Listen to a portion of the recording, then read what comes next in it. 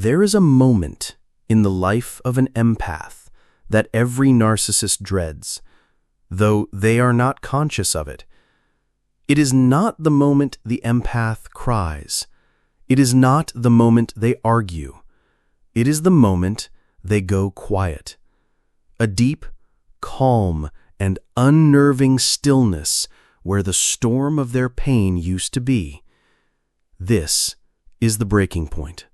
The moment the empath finally says, enough.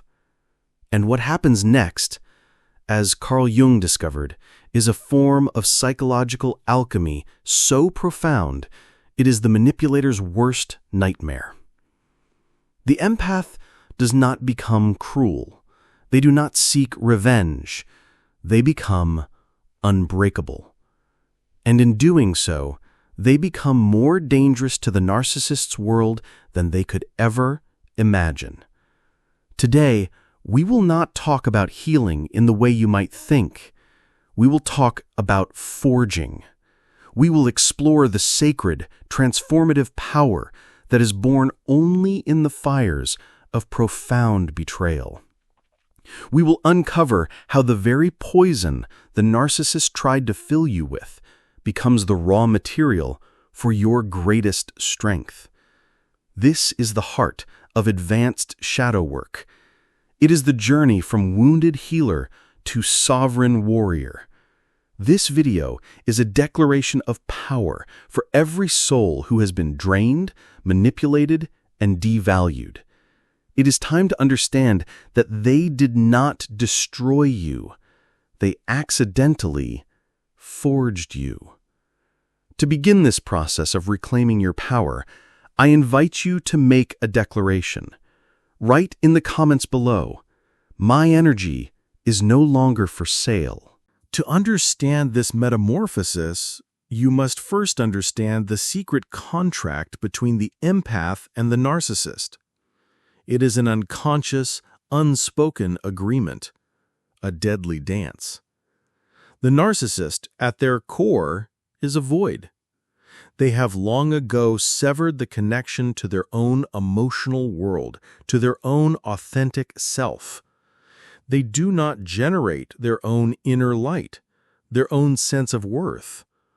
So they must consume it from others. They are energetic parasites, constantly searching for a host. And the empath, particularly the unawakened empath, is the perfect host. Your defining characteristic is your openness, your porousness. You feel everything. You are a walking psychic antenna tuned to the emotional frequencies of the world. And to the narcissist, your vibrant inner light, your deep well of compassion, looks like an all-you-can-eat buffet. They are drawn to your light, like a moth to a flame. And the tragedy is, you mistake this hunger for love. You, the empath, spend your life trying to heal the narcissist's void. You pour your light, your love, your energy into them, hoping that one day you will finally fill them up. But you cannot fill a black hole. The more you give, the more they take. You become their external life support system, and they in turn become the center of your universe. This is the heart of the trauma bond. Let's imagine Chloe, our nurse, in a relationship with a narcissist. Her partner is charming, charismatic, but plagued by a constant low-grade crisis. His anxiety becomes her anxiety to manage. His insecurities become her responsibility to soothe. His anger becomes her fault to absorb and apologize for. She becomes so attuned to his needs, she forgets she has any of her own. She is not in a relationship. She is a full-time, unpaid, emotional caretaker. And she is dying inside. The exhaustion is bone deep. The resentment is a simmering poison. Then comes the breaking point. It is not one big event. It is the thousandth small cut, the thousandth broken promise, the thousandth casual cruelty, the thousandth moment of being made to feel small. And in that moment, the empath does not explode. They crystallize. This is the alchemical moment Jung spoke of. Alchemy is the art of turning base metals like lead into gold. Psychological alchemy is the art of turning your heaviest, darkest experiences, your lead, into the gold of wisdom and strength. And the relationship with the narcissist is the ultimate alchemical fire. They hand you, day after day, the lead of their own disowned shadow, their rage, their shame, their envy, their emptiness. And you, the empath, absorb it all. You become a container for their lead. For years, this lead poisons you. It weighs you down. It makes you sick. But at the breaking point, a new fire ignites within you. The fire of your own integrated shadow. The fire of your sacred anger.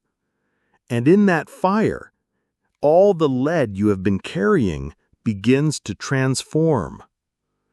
The mechanism for this transformation is shadow integration. But it is a unique kind. The empath must integrate two shadows. First, they must integrate their own shadow. This is the part of them they have always denied, their anger, which they were taught was unladylike or unkind. Their fierce desire for their own life, which they were taught was selfish. Their raw power, which they were taught to fear. At the breaking point, they finally turn and face these exiled parts of themselves. They give their anger a voice. They honor their needs. They claim their power. But then they must do something even more profound. They must alchemize the shadow they have absorbed from the narcissist. They have spent years studying the narcissist's darkness up close. They know their tactics, their fears, their vulnerabilities, not as an idea, but as a felt experience in their own body. They have, in a sense, earned a PhD in the anatomy of manipulation. And in the alchemical fire, this knowledge is not discarded. It is transmuted. The narcissist's cruelty is transformed into the empath's impenetrable boundaries. The narcissist's manipulation is transformed into the empath's unshakable clarity. The narcissist's emptiness is transformed into the empath's profound self-love. The narcissist, in their attempt to destroy you, has accidentally given you the curriculum for your own liberation. They have been your unwitting shaman, your brutal, merciless teacher. They have forced you to develop the very psychic muscles you needed to become whole. And this is why the transformed empath is so dangerous to them. Because you are no longer just a mirror reflecting their darkness. You are an alchemist who has learned to turn that darkness into light. Your very presence becomes a testament to their failure. You are the living proof that their poison could be turned into medicine. And that is a truth their fragile ego can possibly not endure. But alchemy is not magic. It is a craft. It requires tools, technique, and a deep understanding of the raw materials. So how, practically, do you begin to alchemize your shadow? How do you build your forge and begin to turn the lead of your pain into the gold of your power? This is where shadow work moves from a concept to a concrete practice. Here are 3 essential exercises to begin this sacred forging. The first exercise is called reclaiming your anger. For the empath, Anger is often the most deeply exiled part of the shadow. We have been taught that it is dangerous, unspiritual, unkind. The truth is, your anger is your guardian. It is the fierce protector of your boundaries and your worth. To reclaim it, take your journal and write about a time, recently, when you felt a flicker of anger but swallowed it. Describe the situation in detail. Then give that anger a voice. Ask it, what were you trying to protect in that moment? And listen. The anger might say, I was trying to protect your time. Or, I was trying to protect your dignity.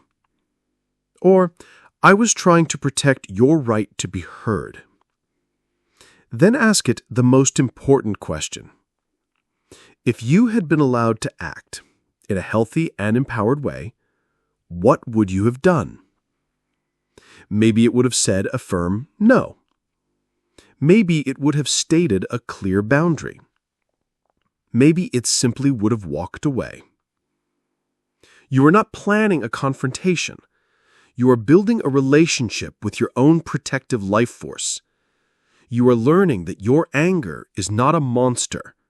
It is a warrior. The second exercise is dialoguing with the inner selfish one.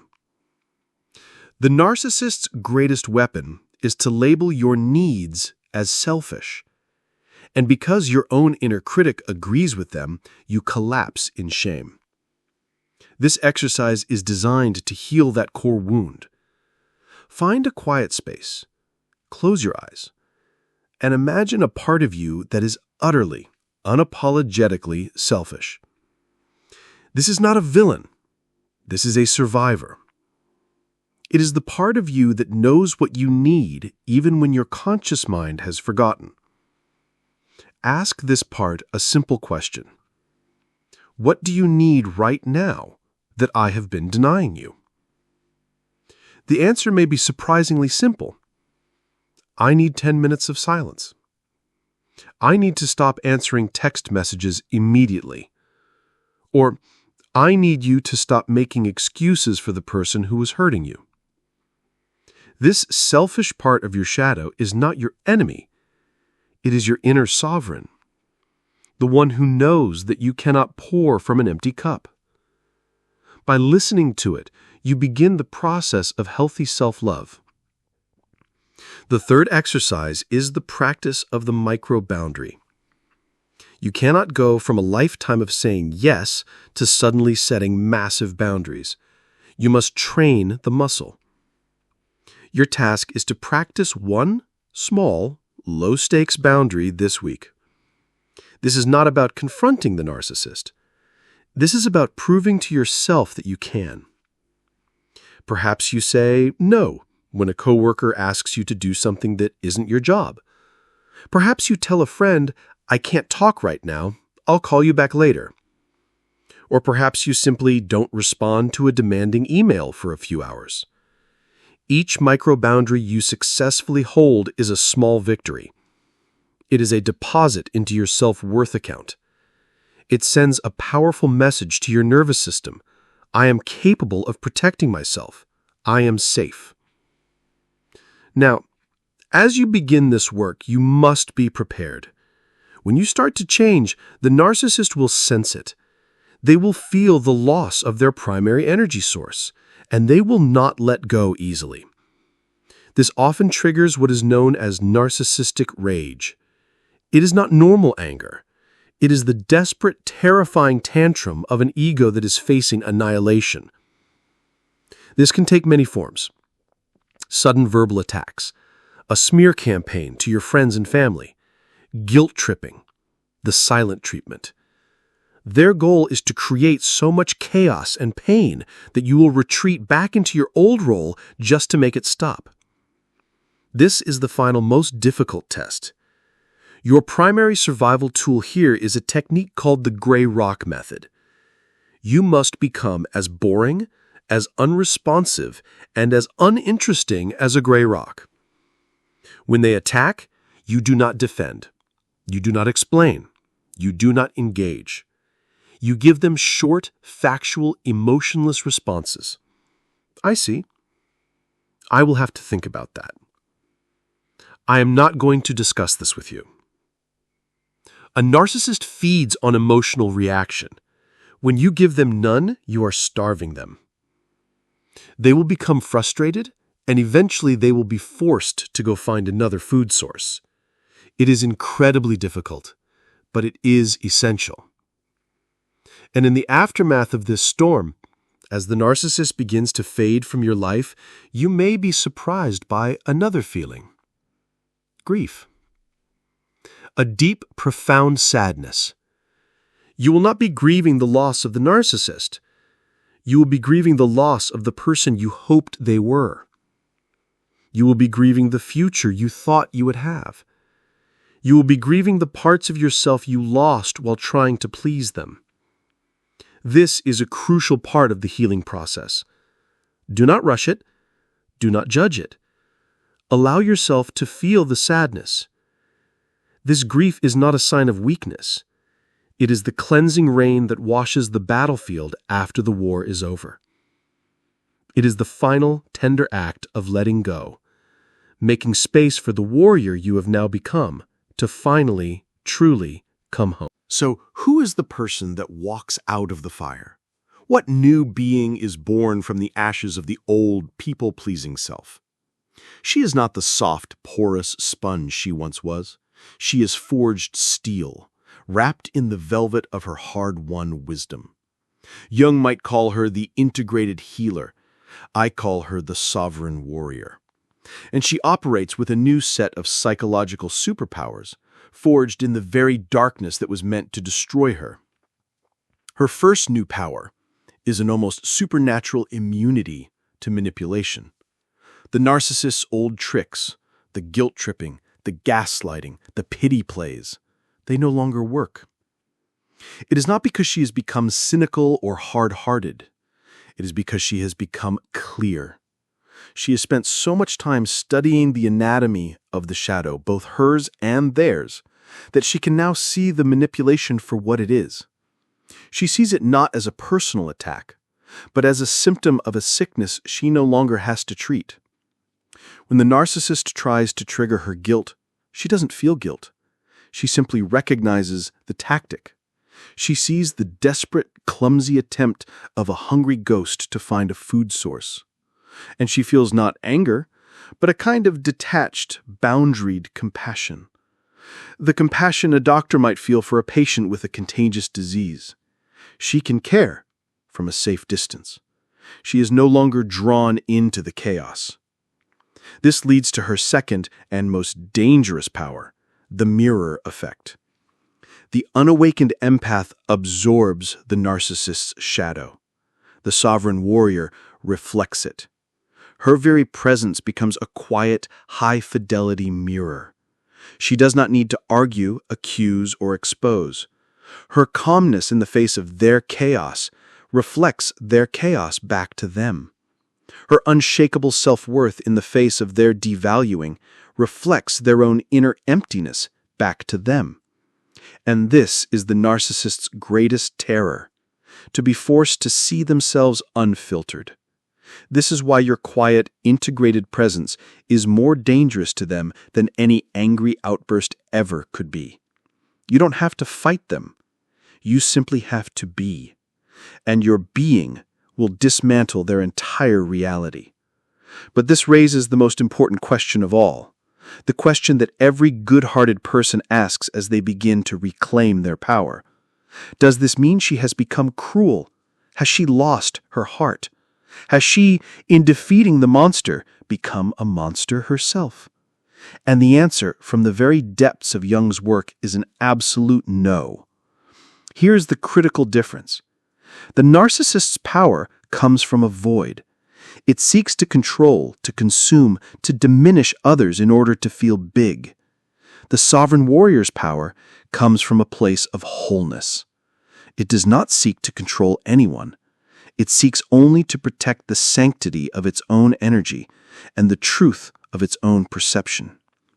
It is the difference between a sword wielded by a tyrant to conquer and a sword wielded by a guardian to protect the temple. The weapon may look the same, but the hand that holds it and the heart that guides it are worlds apart. To understand this journey, it is helpful to see the 3 levels of empathic development. The first level is the unconscious empath. This is the sponge, porous, boundaryless, a victim of their own gift. They are constantly drained and do not understand why. The second level is the awakening empath. This is the warrior in training. This is often a messy, angry, chaotic stage. They're learning to say no, often clumsily. They're filled with a righteous rage. They may swing too far, becoming rigid and distrustful. This is a necessary but not a final stage. It is the forging. The third level is the sovereign empath, the warrior healer. This is the one who has emerged from the fire. Her anger has been integrated, transformed from a raging fire into a warm, protective hearth. She is no longer defined by her wounds. She is defined by the wisdom she has extracted from them. She is both fierce and compassionate, both boundaried and open. She has learned to wield the sword of truth with the hand of love. And what is the purpose of such a being? It extends far beyond her own life. The sovereign empath becomes what Jung might call an unconsciousness disruptor. Her very existence challenges the toxic, unspoken contracts in families, workplaces, and social groups. She is the one who no longer plays the game. And by refusing to play, she exposes the game itself. She becomes a quiet revolutionary, a force of evolution. She shows the world that it is possible to be both powerful and kind. That sensitivity is not a weakness, but a superpower when consciously stewarded. And that the deepest wounds can truly become our most sacred gifts. Today, we have told a story of resurrection. A story of how the deepest wound can become the most sacred source of power. We have walked the alchemical path of the empath, from the poisoned vessel to the golden chalice. We have learned that the breaking point is not a breakdown. It is a breakthrough. It is the moment the unawakened empath dies and the sovereign warrior is born. This transformation is not an accident. It is the masterful soul-level work of psychological alchemy. It is the process of taking the lead of the narcissist's shadow, their anger, their manipulation, their emptiness, and forging it in the fires of your own conscious anger, your own sacred boundaries.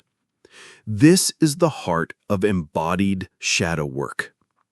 We have given you the practical tools for this forging, the shadow work exercises to reclaim your anger and your needs, the survival guide for narcissistic rage, the Grey Rock method to protect you in the heat of battle, and the compassionate space to grieve the person you had to become to survive.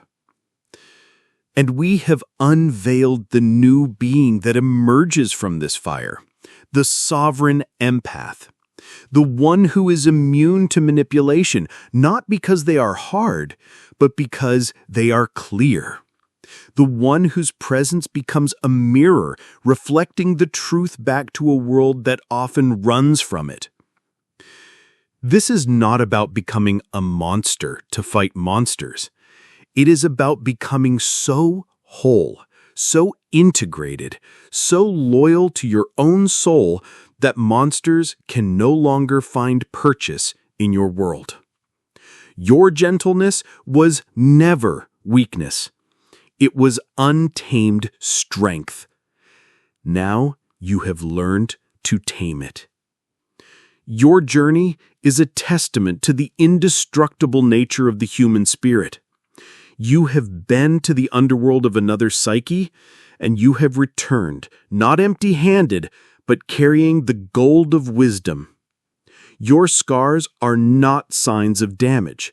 They are the shimmering lines of kintsugi, the proof that you were broken and have become more beautiful and stronger than before. Your power is your own. But as you step into this new sovereignty, a new, more subtle challenge arises. You have learned to defend against the overt attacks of the narcissist. But what about the more hidden dangers? The charming manipulators who do not rage but seduce. The people who seem perfect on the surface, but whose shadows leak out in subtle, almost imperceptible ways. How do you learn to see someone's true character before it's too late?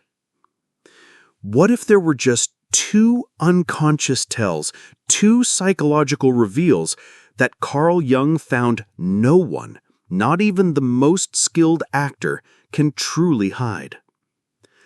Uncovering that ultimate character test is the essential next step in our journey to mastery. For this week, I invite you to stand in the power you have reclaimed today, to honor the warrior who has emerged from your own fire. The comment section below is a gathering of these warriors.